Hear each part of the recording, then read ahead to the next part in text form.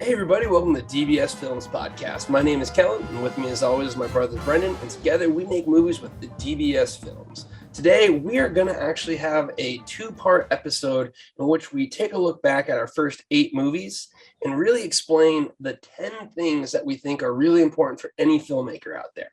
So if you're listening to this, we're going to go ahead and go through the first 5 items on this episode and the next 5 on the episode next week. If you're on YouTube, you can take a look at that as well too. But we really just want to try and give as much information as we can to filmmakers out there and what we would recommend after going through the process of making 8 feature films. So real quick, before we get started again, you can take a look at The Girl in Cabin 13, which is our newest feature on Tubi. You can take a look at any of our Discord channels or our links if you want to learn more information about us. And again, we're really trying to be a very community-focused film studio, so much so we do things like trivia night, we do movie Mondays on Twitch, we have game night, all of those fun things. So if this sounds like something you're interested in or you want to learn more, please go ahead, take a look and try and find us elsewhere, because we really love all the support we're getting from our super fans. So kind of highlight from the top level the 10 things we're going to go through. Just a quick right off the bat, give you an idea of the areas we're covering. In this episode, we're going to be covering your mindset, the budget, recommending a personnel to get the job done, what equipment you should look at, and the writing process. So those are going to be the first 5 things that we cover. The next episode is going to cover pre-production, production, editing, marketing, and distribution. So, hopefully this will be very, very useful for any independent filmmakers out there. Again, we always want to, help anyone else out there. It is a tough, tough industry, and anything we can do to support fellow filmmakers really means the world to us, because there's not much information out there. So hopefully this can be useful for someone out there listening. And again, feel free to reach out and directly contact us, because we're always here to help out. So let's hop into the first thing that I think is very critical. And the reason I put it at the first one is I think it kind of shapes your whole overall approach to that. And that is your mindset. And what I mean by mindset is, when I look back at what we were doing, when we first started, we really had a different mindset of, how easy this was going to be, what the process was going to look like, and those things. But I think it's really critical to differentiate and understand, what do you want to do? Are you looking to make a career out of your filmmaking? Are you looking to make a profit? Do you just want to have your artistic interpretation shown to the world? Those are very different things. And I think a lot of indie filmmakers can fall into this rabbit hole of, well, all I need to do is just make the film, and then, that's it. We're game over. We did it. We'll be successful. And unfortunately, after making 8 movies, that's really not the case. We're still out here. We're still grinding. We're still working really, really hard just to kind of get feet beneath our ground so we can continue to scale and develop. So Brendan, in your experience, how would you say mindset plays an effect into the overall process? And then how would you say your mindset has shifted from before you even filmed Gone to where you're at now? Yeah, I would say, being able to make successful movies and to be good at this process, my biggest advice would be just complete destruction of your ego. And I think a lot of filmmakers, and it's not just filmmakers, it's people we've worked with, from editing, from writing to DP to just people on set. Everybody thinks that they can make a movie. And it's a very, very weird phenomenon that occurs where I don't go to a symphony and I look at the symphony, I'm like, I could do that. Or I don't look at a building, I'm like, I could build that. But everybody thinks that they can make a movie. And I think, if they want to do that, that's fine. Everybody has the right to believe that. The problem becomes is you get so stuck in your own head that your ego starts to come out, and you really have to destroy your ego to be good at this process. When you're a writer, for example, when you're writing, you're like, this is my script. This is how I want this to play out. This is how it's going to play out. And then when you get on set and you start to see things not coming out like that you had in your head, or the story's not working as well, you start to get aggressive, start to get frustrated, you can frustrate the actors. And, at the end of the day, your product is not going to be as good as if you remove your ego from the situation and try and create the best product possible. The same thing with the DP. They're going to want to have the shots that they want. And, they're going to have very limited amount of pushing creativity as far as like creative control, and the same thing with editing. So I think it's making concessions. In order to do that, you have to kind of remove your ego from the process. When I'm on set, my goal is to try and obviously get the best product as possible, but I'm putting the actors first. I'm putting my crew first. Everyone's first. And I think, having that mindset of, everyone that you're working with is extremely important, and that, you have to understand going into this process that, your finished story, what's going to end up, coming out completed, is not what's going to be in your head. And you just have to kind of remove that, because if you have a big ego, it's going to be frustrating. You're going to make bad decisions. And you're probably going to ruin some relationships that you have with a lot of people. I see a lot of filmmakers who get very stubborn. They don't want to change. They don't want to make concessions. They don't want to be flexible, and that'll come back to bite them. So I think that would be the first thing. And the second thing is like what Kel highlighted. You have to figure out what you're trying to accomplish. Is this a passion project that you don't really want to make any money from, that you just want to tell your story? If that's what you want, that's fine. Do you want to try and, pitch this to a studio and get a larger budget to try and reshoot it? If that's your goal, that's fine. Or do you want to try and make a micro budget film and, try and get your money back so you can make another film?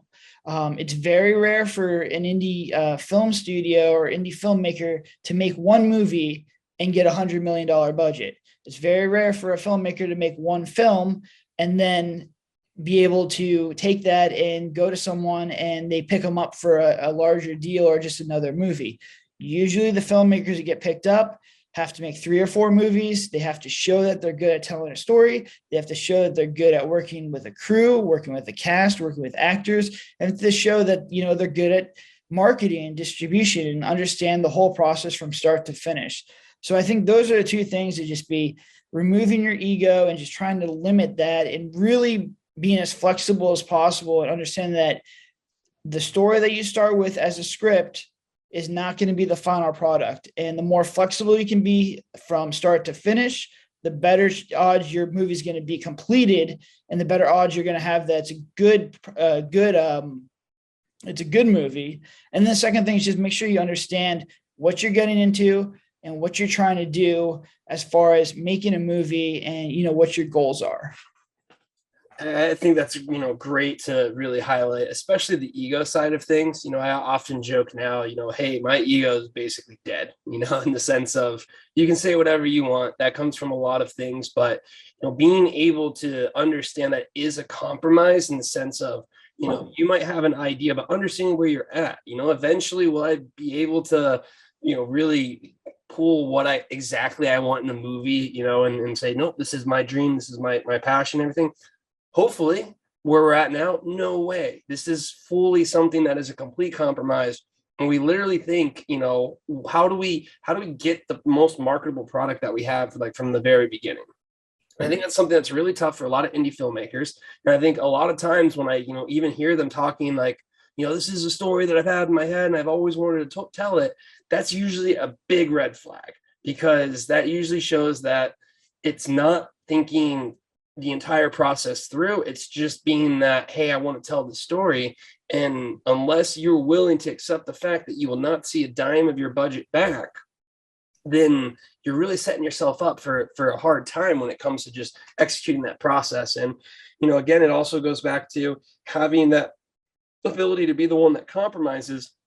Makes it a lot easier for you to work with basically everyone on set. You're able to say, no, this is no problem. We can shift here, we can shift there, versus being rigid and, no, this scene has to happen. Like, no, this has to happen. This has to happen. And those are a lot of things that I think end up, when it comes to, filmmaking, it becomes so detrimental in all of the processes. I think the other big thing is it gets you in your own head. If you can almost step aside from your project and say, listen, I understand that this is a compromise and I know it's not going to be exactly what I want to tell, it allows you to be more flexible to get things done. I've seen so many times from other indie filmmakers where, they're in the writing process and they're like, I'm just not happy with this. I'm just not happy with this. They're filming and they're like, no, we need to do the scene over again. And then they run out of time. and they're in the editing room and they're like, oh no, this is terrible. And then they never release it. That is a very common process that I hear about all the time. And it really is something that I think if you can have the correct mindset from the beginning, you can avoid that pitfall.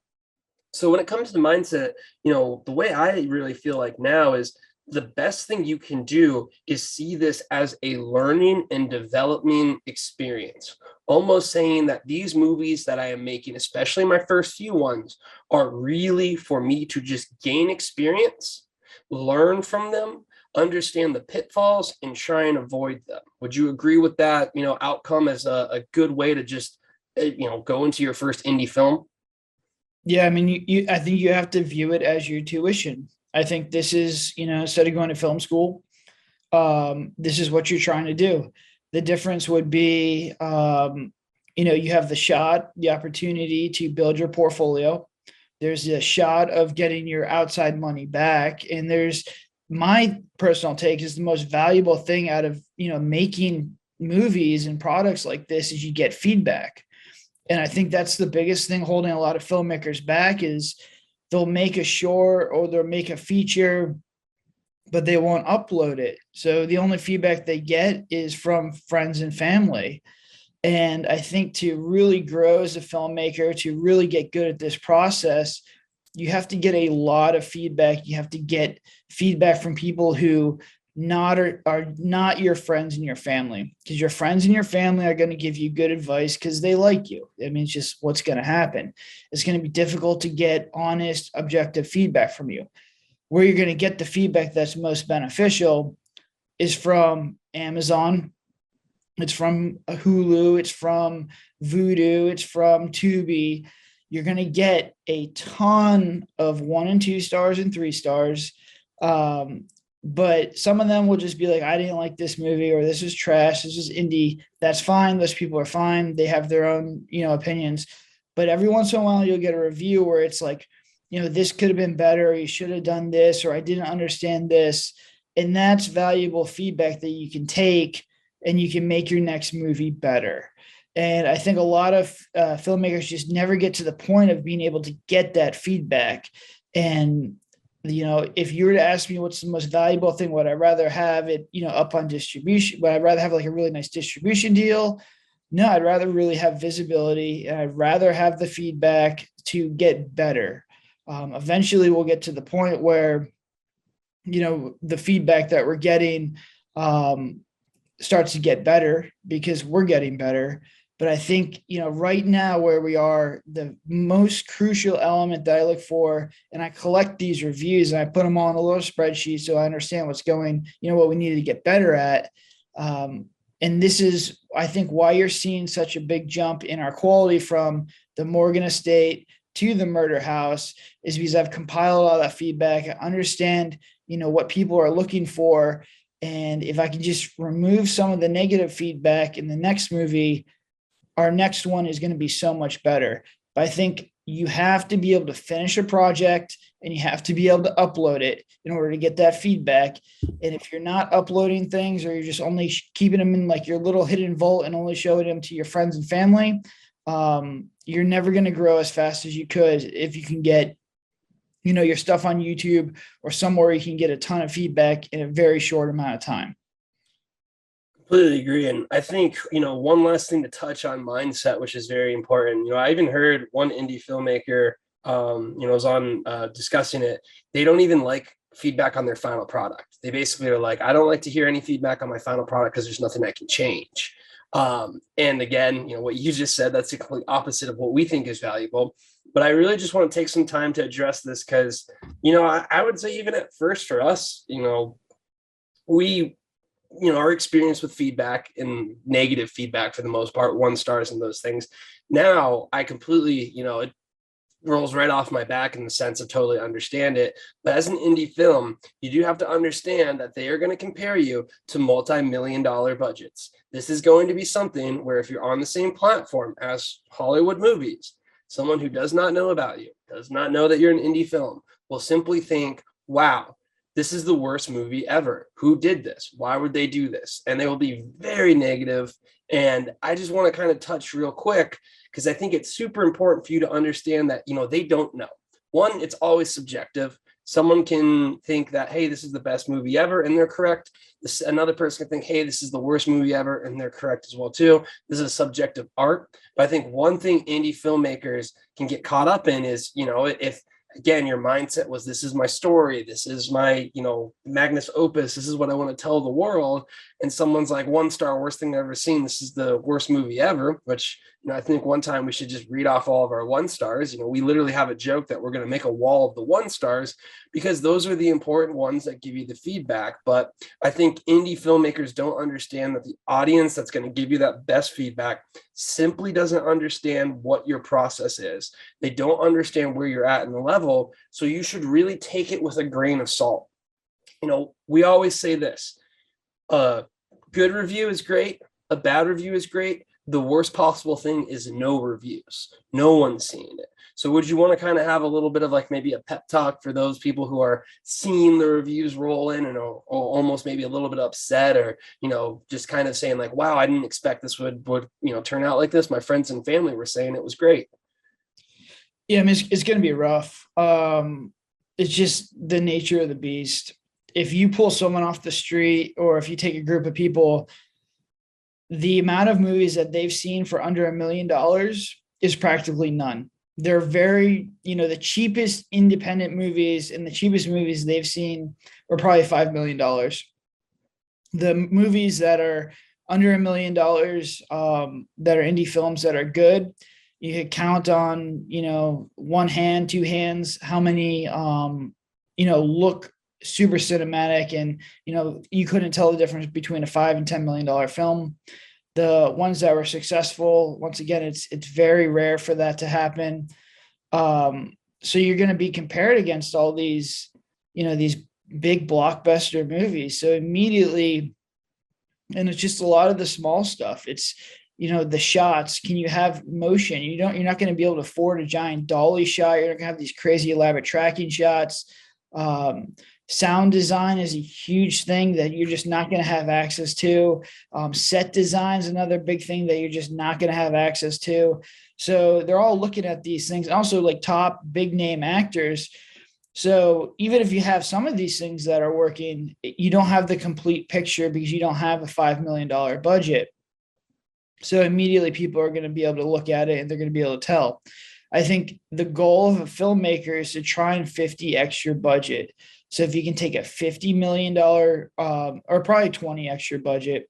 And what I say is, like, if you take a $50,000 movie and you can make it look like $1 million movie, that's a very valuable skill. Okay.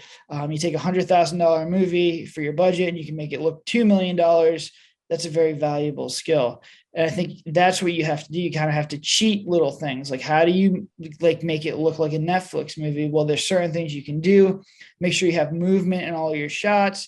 Make sure you're using, lenses with shallow depth of field. Make sure you spend money on special effects and, higher production, stuff like that. Make sure you're getting good sound. And then make sure you're doing creative things in editing. One thing we found out is that montages work very, very well. They're very easy to shoot. And as long as you have fast-paced music with them, people really like them. So it's kind of how you kind of cheat this stuff. But I mean, if you're not making $1 million or $5 million movie, it's just, people are just going to see it and they're immediately going to think it's really cheap and crappy, and they're going to give you a 1 star. It's just what's going to happen. But like Kel said, the 1 stars were like, this sucked, this is a piece of garbage. I just ignore them. I don't really care. It wasn't for them. That's fine. The ones that I want are like the 1 and 2 stars where they're like, all right, like, I liked what they were trying to do, but A, B, and C was off, or something was off here, or they should have done this with the story. Anything on story is what I'm really looking for. I'm looking for feedback on characters, on acting, on different scenes. And, that's the valuable feedback. And if you're out there writing reviews, if you're going to give me a 1 star, at least explain why you're giving me a 1 star in depth. And the best feedback was, all right, give me a 1 star. I'll take that all day long. How would you fix that? if you're in my shoes, how would you fix those issues that you're seeing? So if you're out there writing, you know, reviews for indie filmmakers, just try and keep that in mind. You can give them critical feedback, but always try and put yourself in their shoes and explain to them how they could fix it. And we had some really good feedback on The Girl in Cabin 13 where they're like, all right, well, I didn't really like the story, or they should have done this, or this should have been the twist, or this character should have been done this. And that's all super valuable feedback that I'm keeping. So when we go and write another version of this movie, we'll have that to fall back on. Yeah, and that's really, as a filmmaker, learn to get that skin thick. I think it comes down to something where you can say whatever you want to me. It's going to roll right off our backs now. But what you will notice is people who understand indie film, and people who don't understand indie film are very clear. Like, you'll see it right away. The 1 star, this is trash, this is the worst thing ever. They clearly are putting it towards a Hollywood film. It's usually those 2 and 3s that we get where the person's like, well, clearly this is an indie film. And that's where it's like, oh, yes, thank you. Please continue and how we can improve it, because, there is a lot of indie filmmakers out there. So there is something where when I watch a movie, I can immediately be like, okay, this is indie film, okay, this is Hollywood. And I even say we have 2 different scales, because to me, a big scale is, what's your budget behind that? So that's going to lead us perfectly into the second section, which is budget. And I think this is something that, obviously is super critical. And what's really odd to me is you will see a ton of people in the industry that are like, how do I make money? How do I make money? How do I make money? How do I make money? You don't see people like, how do I reduce my budget? And when you really think about it in any business equation, your profit is your revenue and your expenses. And for some reason, a lot of filmmakers only look at revenue. I think they get blinded. I've heard so many times, well, I need 200K, I need 2 million, I need just this level of money to execute on my idea. And a lot of times what I feel like the better way to do that is, how do I actually execute an idea I can accomplish for the lowest budget? So Brendan, do you kind of want to go ahead and talk about how we frame the budget and what you would recommend for the first time indie producer? I think this is something that the first time indie producers should honestly look at, having basically the lowest budget they can actually film something with. Yeah, I mean, my recommendation would be to read the Lean Startup, the book, The Lean Startup, because that's kind of how I view these movies. Your goal, especially if it's your first time making a movie, or if it's, you're making your first 3 or 4 movies, is to just try and create a minimum viable product. You want to try and finish a product, make a movie, and then upload it, get that feedback. Because once you have that feedback, the second version of your movie is going to be that much better. And then at that point, when you're remaking the movie, at that point, you can start to put more budget to it. You can start to scale up, because you already know the mistakes you made in the first one. You've gotten your feedback, and you can, you scaling up is not going to hurt you. It's going to help you. When I see a lot of indie filmmakers requesting a large budget, or they want, all this crazy stuff, well, it's akin to giving, a baby a rocket launcher. Essentially, you're going to do more damage, because they don't know the proper fundamentals of filmmaking, and your mistakes are going to be amplified with a larger budget. They're going to hurt more. So I think starting with a minimal viable product, viewing the movie as a minimal viable product, and then knowing that you're going to make version 2 and version 3 of this movie, will help you out. It'll help you remove your ego, like we talked about before, but it'll help you, frame it as, all right, let's just try and make this for as cheap as possible. And then once the second version comes around, we scale up a little bit more. And then we do the third version, we scale up even more, because we know how to actually do this movie. And trust me, from experience, doing the second version of a movie is a million times easier. It's absolutely great, because you keep the scenes that worked, you got rid of the ones that didn't work. And I feel more comfortable. You'll feel more comfortable knowing where this movie is going to land financially. Like, I already know, because I've done other movies, I've done other movies with certain topics. I know where they're going to land financially. So If they do really well, I know I can scale up. If they didn't do as well, it would be more budget conscious. So now we're in the phase of our business where we're going back and we're doing the version 2 of all our movies.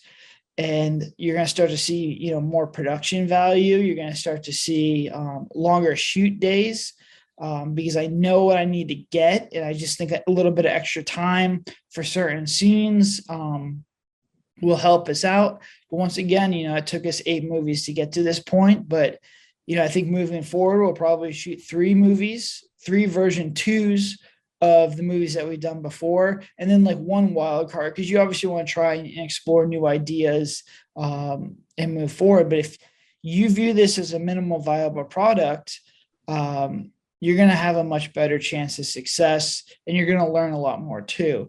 But also, man, the conversations I've had with distribution companies, with other producers, with people you're looking for backing, having a finished product that they could look at is so crucial and so beneficial that I can sit there and talk through, be like, listen, here's our movie. It's not the greatest. These are the things that I, thought were good, done well.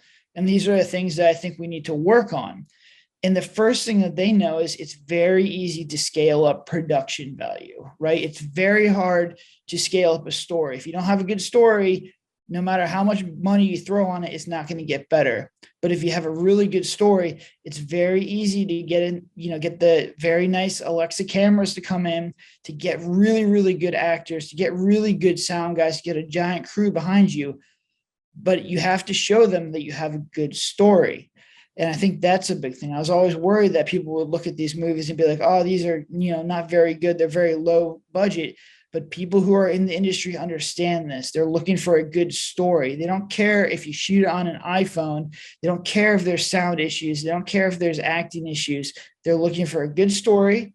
They want you to be able to take the story and, essentially shoot the story in essentially like an efficient manner, and they want you to edit it in an efficient manner. If you can prove that you have all those things, there's a lot of people who are willing to scale up to get your story to, its final vision. Exactly. And I mean, I think, on time and under budget is really one of the biggest things that, producers are looking for. And if you can show them, look, I have a finished product, it is here. If I had production value, I would add X, Y, and Z. And I think one of the biggest issues that ends up happening with budgets is, our thought of it is basically, hey, what's, the $10,000 version of this? What's the 50,000? What's the $500,000? What's the $1 million version? And I think the problem is if you go out and try and raise, $200K or something like that, it's not like you're going to make a $50,000 movie and give it the value of $200K. You can just try and make a $200K movie. And, as my brother mentioned, it's like giving a baby a bazooka where you're just going to have way bigger issues with it versus our mindset of, hey, we know we can make this finished product for as cheap as possible. Now, where are the different areas that we would go ahead and add production? And that's just such a completely different conversation to have. And that's what we're really looking at. We already redid one of our movies now. So The Haunting of the Murder House, which is going to be coming out this year, is basically a relook at The Haunting of the Suicide House. So you can already kind of see the wheels in motion for what we're doing. All of the movies that we're making, they have 2.0 and 3.0 versions of just a higher budget. And I think the experience we get and then also the proof of concept are going to prove to be invaluable over the next few years when it comes to us producing them. Now, to kind of get a little bit more into the numbers game, just again, I think one thing you're going to notice just in indie filmmaking, it is tough to get like an actual number on that. So let's kind of give just like a range of where you should almost look at being on the different scale of things. I'm going to go ahead and say the cheapest possible. I really think your goal should be like $10,000, $15,000. Like that should, especially if you're a first time indie filmmaker. And then you might say, well, I can't make my movie for that much. Great. Take that movie, compartmentalize it. You need to make a movie. You need to make an idea you can execute on for that range. So do you kind of want to talk about where you would recommend just dollar value? Because I think a lot of people might come to us and be like, so how much money do I need to make a movie? And it really is a sliding scale. Yeah, I think 20K is where you want to be. And obviously if you can do things cheaper than me, um, you know, more power to you, and you'll be under 20K. But I think that's like the sweet spot. Um, we have now obviously like we're saving a lot of money because I direct and I'm also the DP. So that's, one less person that we don't have as far as like a major expense. DPs are very expensive.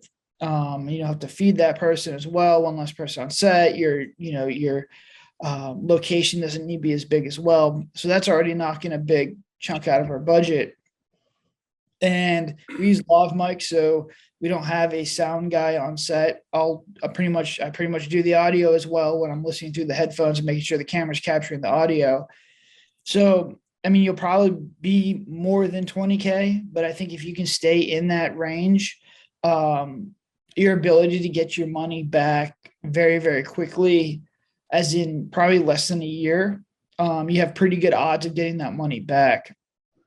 So I think once you start to get above the 50K range, at that point, you're going to have to start to essentially have deals in place with distribution companies. So that's fine if you have producers that have connections and, you're a little bit more seasoned than I am, and you know that you can pass quality control and get, your stuff on larger platforms, or you're working with distribution companies that will put a marketing budget behind your movie, or they have deals as far as like product placement.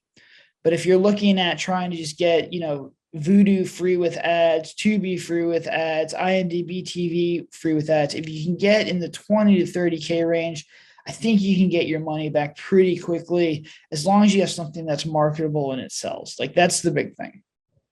There's a lot of movies that take off and there's ones that just completely flop. So it's going to just be your genre and how easily it is. Like, you can just push the rock down the hill and how quickly it gains momentum as far as like marketing and just widespread appeal. Because if you make something that's, a romantic comedy and you don't have A-list or, a highly known cast, it's going to be tough to push that, where we're pushing horror movies, which, anyone's willing to give a horror movie a shot, as long as it's like a concept that they like. I think that's a great, range to do. And I think one thing, always expect you to go over budget. It's just going to be the nature of the beast. So, I mean, if you're shooting for 50, next thing you know, you're at 70. So I would say, really try and get that concept, really work in reverse here, really understand, what do I have? What do I have access to? Where can I save? And build a story, build a concept around that. Multiple other people talk about this type of filmmaking where, you look at what you have and you build a story around it. That's going to be super beneficial. One thing not to forget is you need to have a marketing budget as well too. You need to invest in things like split testing. We mention this all the time. You're going to split test your cover, you're going to split test your trailer, you're going to split test your blurb. And the reason for that is because, this is what's going to be probably the most impactful for your movie's success. So don't find yourself running out of money at the goal line, being completely burnt out, and then just pushing your product. You got to set it up for success. So having that mindset, honestly, another big one is look at the genres. Like my brother was saying, I think everyone should do a horror movie. Honestly, I mean, it gives you skill. It's an easier one. People accept a bad horror movie more so than any other genre. So I think it really is a friendlier area to play into. And I mean, if you look at the success of a lot of indie filmmakers, they typically come from the horror genre. So it is one of those things where, going back to mindset, you got to already compromise kind of on what you can do with the budget and everything. Now, you already kind of went into a little bit of the next area, which is going to be personnel. Obviously, it takes an entire team to get things done. We've been super lucky with the entire teams that we had through all 8 of our productions. And really what I wanted to kind of highlight is just the different areas where you should 100% look at spending, and then some areas where you can potentially save. I think overall, what I would honestly recommend for someone starting out is essentially try and do as much as you can yourself, even if you're bad at it, just because you will get the experience. Now, no, there is a trade-off. To be very clear, my brother wasn't the DP until the 9th movie we made. So we were using a team, we were using an incredibly skilled team. We had editors at first, we had writers, we had all those things. But now for the most part, basically everything is in-house. So we've, slowly we're easing into it. So by no means is this us saying like, hey, you can right away do it. We had experience and we had understanding. So we almost kind of, slowly made our way into the deep end versus jumping into it. But what would kind of you say, would be the stronger areas for someone? Because I feel like in filmmaking, you typically should have some type of background. Are you going to be the more DP type person? Are you the editor? Are you the writer? Typically you come from one background, but talk about building a team and where you would recommend spending and where you would recommend just bite the bullet, do it yourself, try and save, knowing that it's going to take you more time. It's going to take you potentially, it could be worse, but in the long run, you will get better at it, and it's only going to make you a more powerful producer and filmmaker. Yeah, I think a lot of people like filmmaking is kind of weird because it's so segmented. Like you have your writer, you have your DP, you have your director, you have your editor. And not a lot of them are like cross. They don't really like do a lot of that stuff. Now you have some directors who are like writer directors, and there's some directors who edit, and there's some directors who like DP and shoot their own stuff, but it's usually compartmentalized to, you have a writer, you have a director, you have a DP, you have the editor. And I think my biggest mistake was not understanding those processes. Like I had a good amount of understanding of some of the stuff, but like if I could go back, I would write everything myself, and I would learn how to film and work the camera myself. I direct myself, and I learn how to edit. The quicker you can do all that stuff, the better you're going to be, because you don't need to, you can still hire extra writers. You can still hire a DP. You can hire another director if you want, and you can hire an editor. But having the skills and understanding how to do all the phases of the filmmaking process are going to help you and save you so much money. It's ridiculous. Like this is my number one tip for anybody. Make sure you know how to do all phases of the process. Okay. So I write all the scripts now, but I still have a staff of writers that helps me, cleans up stuff. I got, writers who are good at pacing, writers who are good at dialogue. I work with Kel on some of our scripts. So it's, I still have that outside team. When I DP, do I think I'm the best DP? No, but I have a fundamental understanding of how to shoot something. And if and when I bring back another DP, now I already know what shots are possible and which ones I shouldn't even try and ask for because they're just not possible. And I know what I want, and I know the camera movements that I want. So that line of communication is, much shorter. It's much more efficient. And there's probably more trust with the DP with me now because we're having a similar conversation. He's like, all right, this guy knows what he's talking about, as opposed to being like, oh, this director has no idea what he's talking about. Like, I'll do my own thing. And, you have a little bit of friction in there. Then when you go to the editing, bay, we had a lot of editors who were just like, this isn't possible. We can't cut it like this, or you don't have the footage or anything like that. And I never really knew if that was true. It probably was because we always had lack of coverage and there's always issues with our footage. But now I know if I go to an editor, I can show them by doing a rough cut, send it to them and say, all right, clean this up or give me another variation on this. And that's so much more efficient than just giving them notes and having them try and make it. If you can do it yourself and send them a rough cut and have them clean it up, it's much more efficient. So I think it just comes down to, you want to have the least amount of communication as possible and the most efficient amount of communication, because you have so many people through this whole process. If you can eliminate the friction and, condense timelines, because you know how to write something, you know how long it's going to take to write something, you know how to do the shots. So you have a more efficient line of communication with the DP, and you know how to edit. So you have a more efficient line of communication with the editor that's going to condense your timeline. Your vision is going to stay closer to your actual vision because you have less people kind of messing with it. So I would say no matter what you do, try and at least learn the basic fundamentals of all the aspects of filmmaking, because your crew is going to be much better. You can ask better questions, and your films are going to be, your vision is going to be stuck to you much more closely than it would be as if you didn't know how to actually do some of this stuff. And also, your timelines are going to condense dramatically because you're familiar with all this stuff. You can kind of speak the language, and it's just, once again, it's like the issues with communication really add time and they add money to your production. If you can, streamline all the communication issues and fix those, you're going to save a lot of money and a lot of time. And I think a lot of reasons the indie filmmakers go from a 3 to 6 month post-production timeline to years is because they're working with a lot of other people. They're working with multiple editors. They're working with multiple people on the project, and they don't have that line of communication to tell them what they need to know. And the filmmaker themselves probably doesn't know what they want because they've never taken the time to learn, the process from writing to directing to shooting to editing.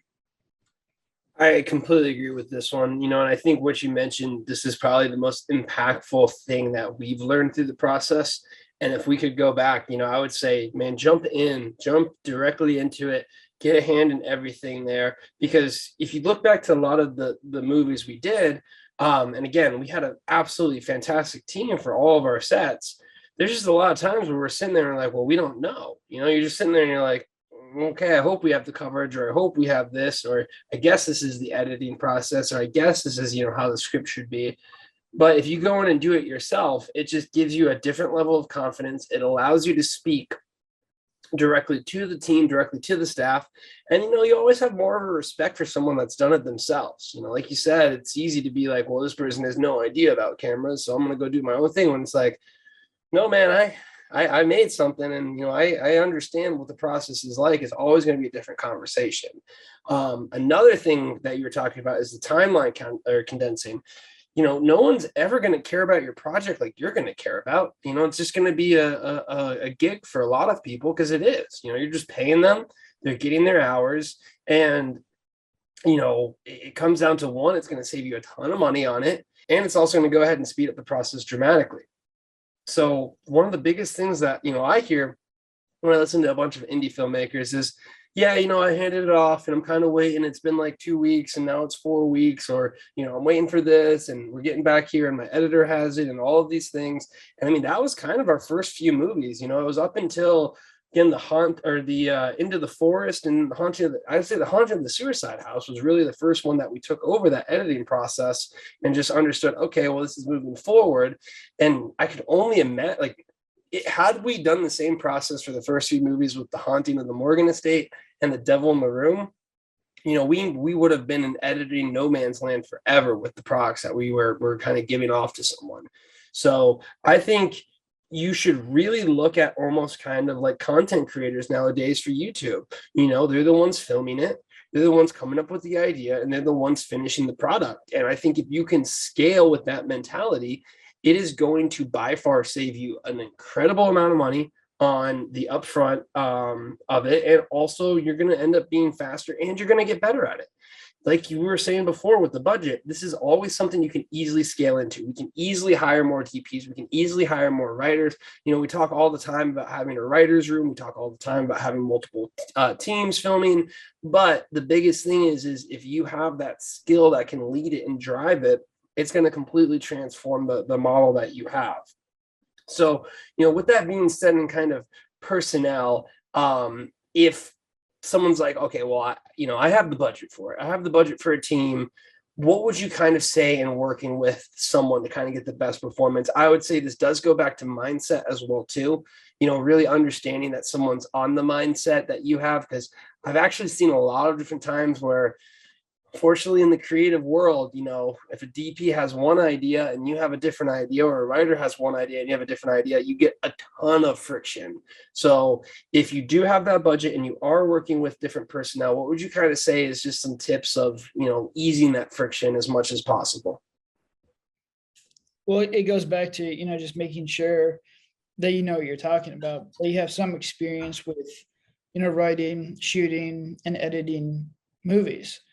The second thing I would say is just pre-production. Really make sure that you're doing your pre-production, you're working with the writers. If you're working with a new DP or you're working with the DP, make sure you're going and you're doing pre-production stuff. Would be my biggest advice, because when you're on set, you're going to have lack of sleep. You're going to be pushing as hard as you can. You're going to be mentally and physically tired.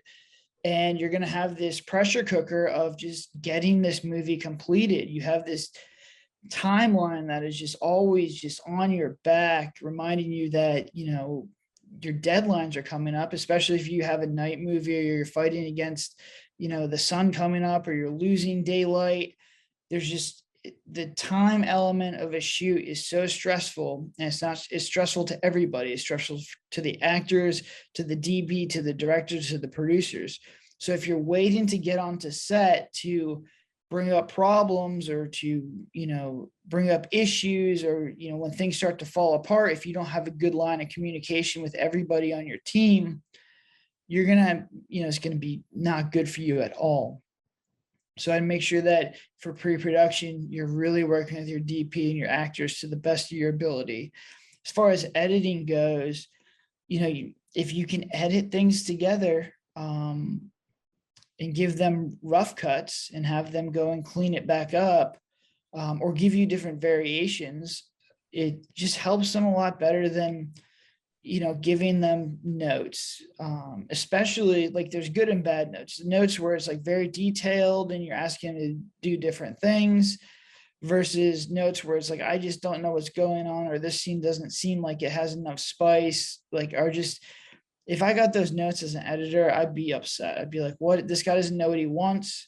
So I'm going to have to spend all this time putting together this scene. And I send it back and he's like, nope, that's not it. And then, that's a lot of effort. That's a lot of work to just be told no. So if you're going to use the editor's time, you want to make sure you're as clear as possible. And the more you can do that to try and eliminate things that you don't want, and then have the editor focus on things that you think you do want, is, it's a crucial skill that you need to have. And they'll save you money because you're probably paying your editor by the hour. If you're paying him by project based, then he's just going to get really pissed at you real quick and he's going to quit. So, I think those are the big things. Is just really focus on pre-production and make sure you're aligned. Everybody should be aligned, from the writers to the actors to the DP to the director to the editor, all the way through the process. And it's your job, it's your responsibility to make sure everybody is aligned, that your communication channels are very clear, you're communicating clearly. And a lot of people beat around the bush because they don't want to hurt anyone's feelings. You can't do that. You have to be very clear about what you want, and you have to make sure that's actually possible, which goes back to making sure that you know how to do these things and what you're asking of people is actually possible. Because if you're asking too much for the budget that you're paying these people, or the stuff that you're asking is just not feasible, you're going to piss people off. That's a very good point to make. And I think you got to come out right from the gate with that mindset. Hey, listen, this is my first production. This is my second production. This is what we're trying to do. This is what we need to do. This is where it's at. Because if you wait until, if you kind of, okay, well, I'll let this conversation slide until production, people during production, when you're on set, are going to have the most heated temper than you're ever going to work with, because you're being condensed, you're working hard, and that is not the time to set the boundaries of what you're doing with the budget. So definitely sitting people down and from the beginning saying, this is our mindset, we're looking at producing this is what we're going to do, can you do this, and doing that. Because one of the first things we do with all of the team that we work with now is, hey, this is going to be hard. This is going to be a hard shoot. This is what it's going to look like. This is where we're at. And that, setting the standards is going to be probably one of the best things you can do if you are working with someone. So again, for personnel, best thing you can do everything and then scale from there. I understand it is kind of a lot to ask, but this goes back to, again, it's better to maybe look at doing almost like a different type of movie that is easier, that you can do yourself, before scaling into a full production with the team. So let's go on to the next big item that we have, which is the equipment. At first we were renting the equipment. Now we have all of our own equipment. So There's usually the two variables there. Again, it makes a lot more sense to us because we do have a side marketing business that utilizes the equipment as well. And that business actually helped pay for a lot of the materials that we did end up buying ourselves. But I kind of wanted to go through, an equipment list of what you would recommend, where you would prioritize, what's the difference between renting and buying, and all of those fun things together. So I think the first thing is, let's just run down through what our current setup is and then say, hey, this is what I recommend. So what are your favorite tools of the trade that we currently have, Brendan? So right now we shoot on two Blackmagics, the pockets, and they're great cameras, absolutely phenomenal cameras, very cinematic look.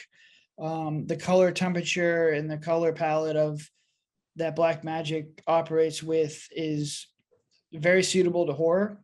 They're very good low light cameras. They have dual ISO, which is just great. But most importantly, they're very small and lightweight. So they're very easy to move around. They're very flexible. I see a lot of people trying to lug around like these giant cameras because they think they look cool. The problem is that they're just, on an indie set, you want flexibility, you want quick setup and breakdown times. So I'd recommend the Blackmagics. We use Rokinon Cine lenses. I'm more of a glass guy as far as if you want to scale up, get better lenses. The cameras right now are so good that it's very difficult for the average person. I could take a Blackmagic and I could show you footage of a Blackmagic versus like the Arri Alexa, and you take someone off the street, they won't be able to tell the difference. So it's like, unless you're a true DP or cinephile, it's going to be hard for you to spot the difference on those two. So I think your money's better spent in lenses. I could tell the difference between a cheap lens and a lens that's very sharp and crisp and has like a cool look to it.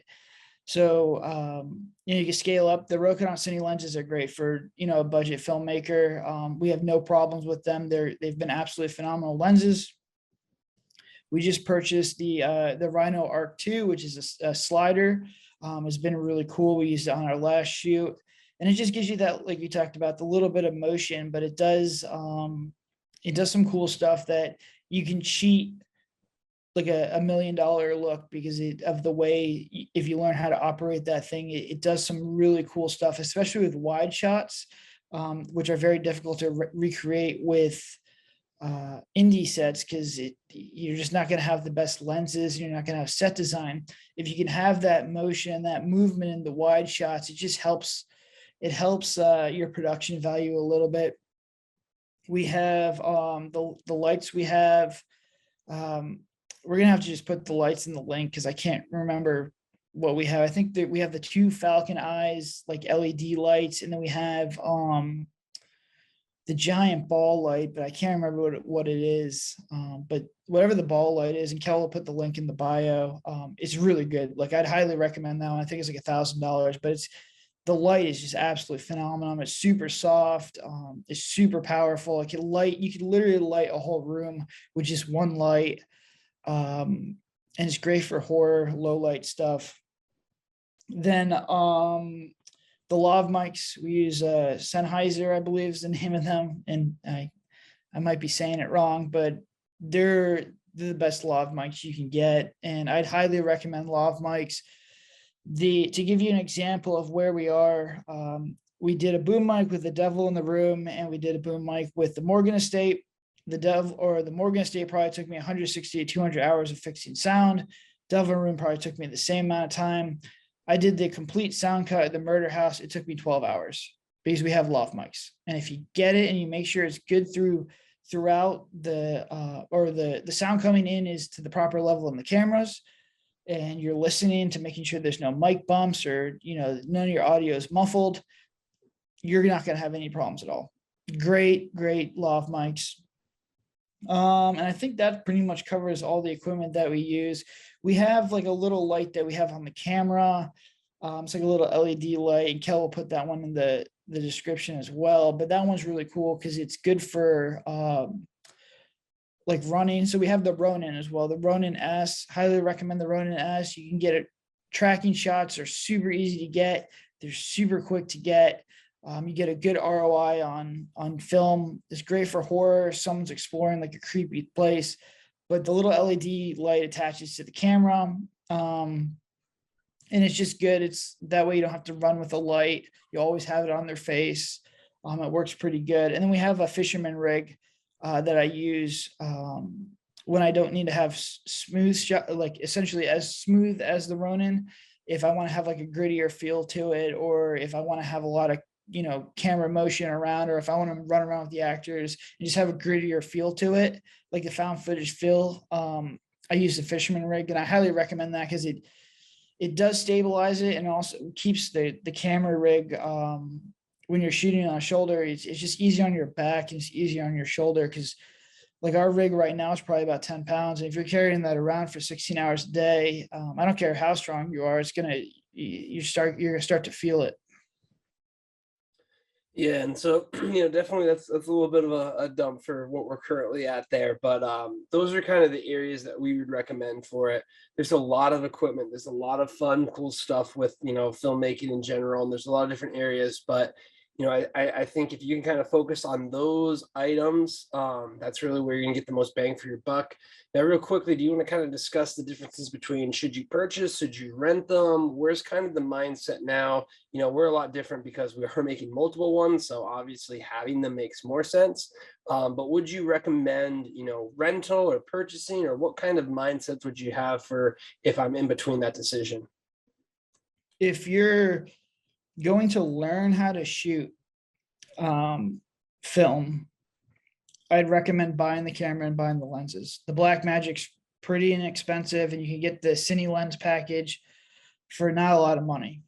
So I think you can save up for that. There's a lot of programs now that break it into 0% interest monthly payments. You can get a basic rig pretty cheap. And you can always find people who are looking for videos. And just through friends and family, someone's always looking for videos. So you could try and pick up like a little bit of a side hustle and pay some of that stuff off. Anytime you try new equipment, I'd recommend renting, just so you can see if you actually like it first. And if you're trying to just scale up and get something really nice, like really nice glass or a really nice camera, then obviously renting. The problem with renting is, number one, it's going to be expensive. And number two, if you need pickups, you have to rent all that gear again. And for indie films, we always have pickups. I think out of the 8, we've only had 2 shoots that didn't require pickups. And the way renting works is the longer you rent, the cheaper it gets. But if you want to rent something for 24 hours or just 48 hours, they're going to bend you over. So you have to really be aware of that. And that's a huge cost. And just having the access to, like we did pre-production the other day with me and Kel, just having the access to the camera and the lenses, and not have to go pick it up and worry about dropping it off, and worrying about, like, we've had a lot of times where we've picked up equipment and it's been broken or it's been missing pieces. It's just a lot less stress just to have it there, and you don't have to worry about it, and it's yours.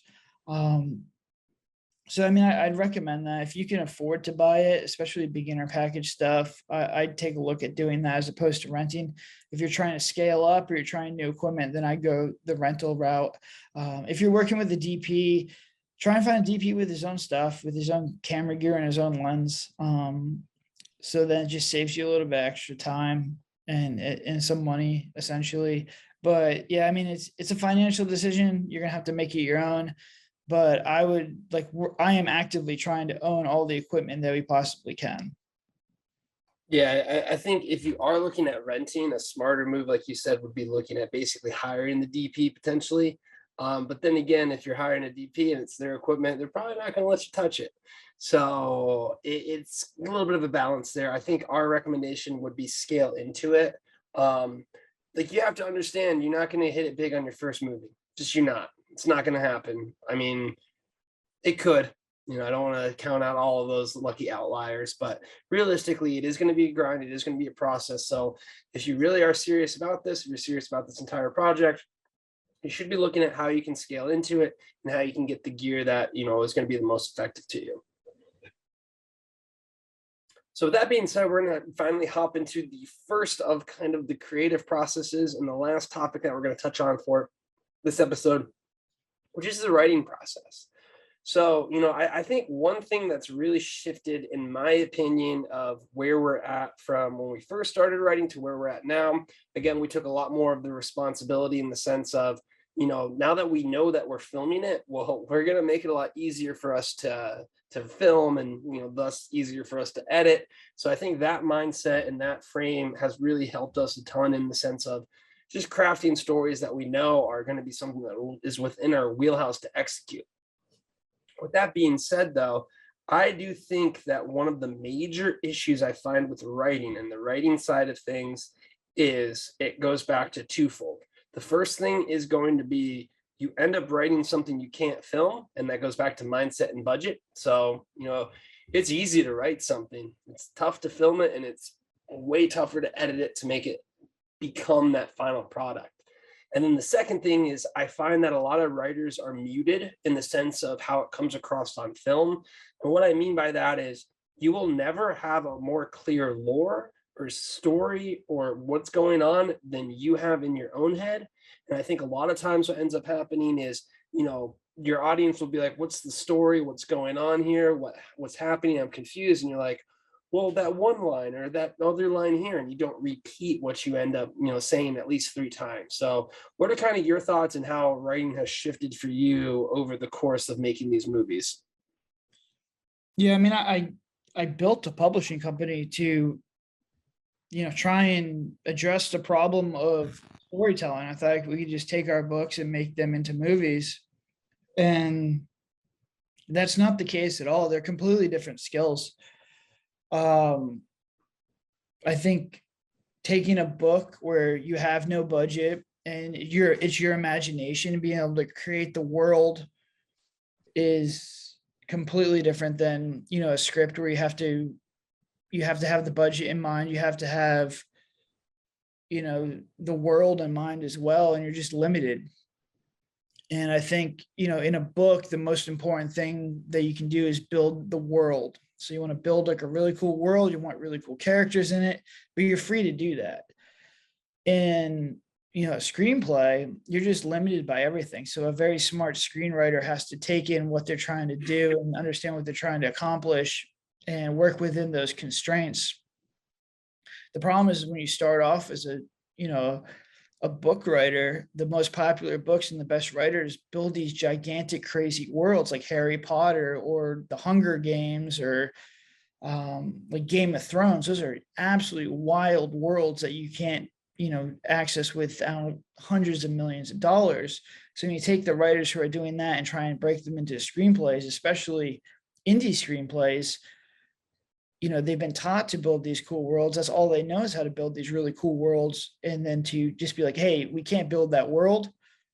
It's tough. They're going to have a tough time doing screenplays. So, people who write books are not the best screenwriters. Screenwriters probably won't be the best book writers either because, they don't understand how to build like those crazy worlds as well.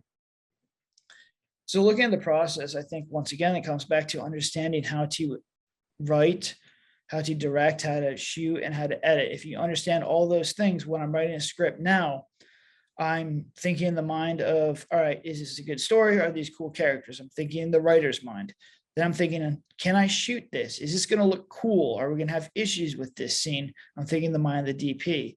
Then I'm thinking as the director is like, can I get a performance out of these actors? Will this dialogue make sense? Is the pacing okay on this script? I'm starting to think of like how I'm going to direct people. What are cool things that we could have them either like cooking or moving? So, you have them doing something that's engaging because this shot might not be that cool.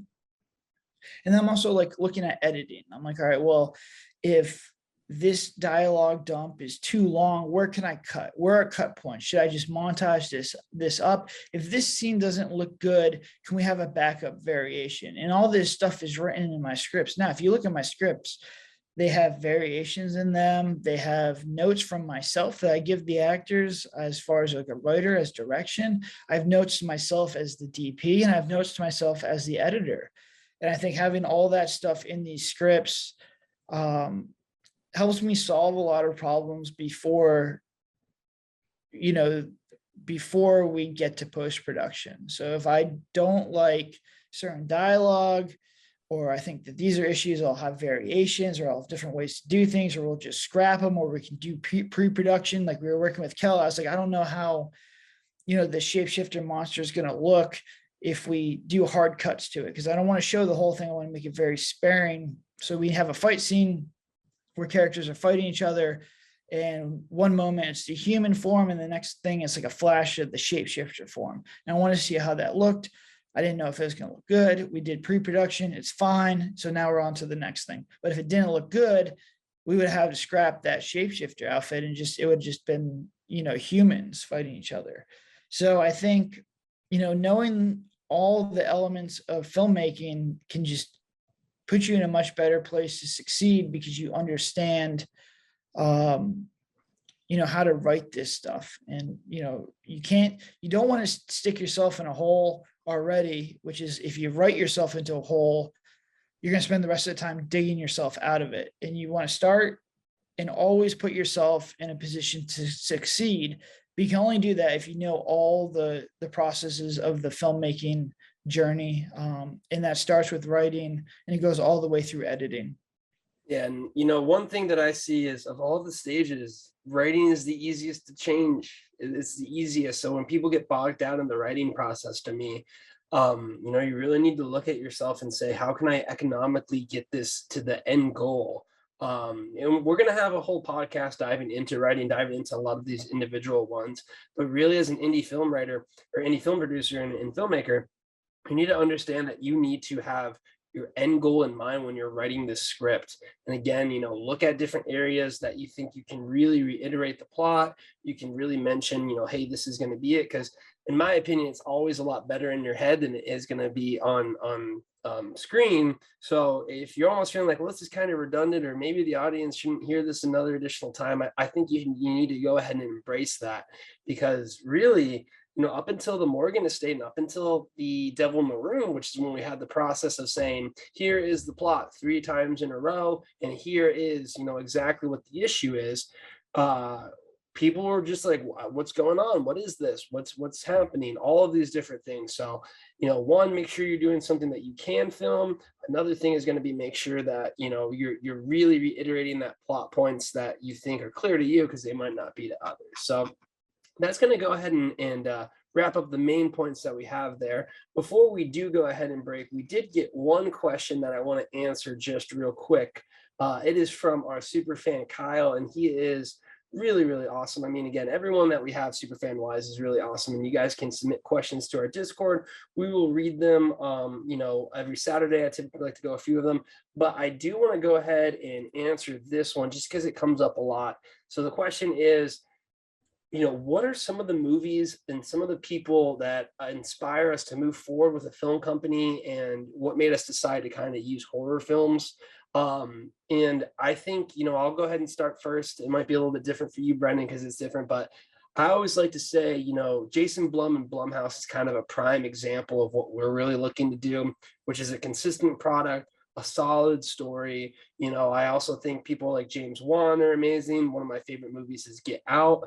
So I think it's something where, what I enjoy about the horror genre, one, it's economical in the sense of being able to do it as an indie filmmaker, but it's very almost story focused. You don't have those big name stars that are just going to carry the film. You don't have those crazy budgets that are going to go ahead and carry the film. You really have to almost kind of get into the nitty gritty of it. And I have tremendous respect for what Blumhouse is doing, in the sense that they kind of hone in on that. So what are kind of some of the things that inspire you, Brendan? And what are kind of the things that, would you say, push you forward in the sense of making movies? Yeah, I mean, I've always liked horror movies, so it was a natural thing for me to start with. Some of the best indie horror or indie films have been horror movies. Like Kel said, the horror audience will forgive a lot of mistakes, just because it's just supposed to be grittier, a little bit more indie feel.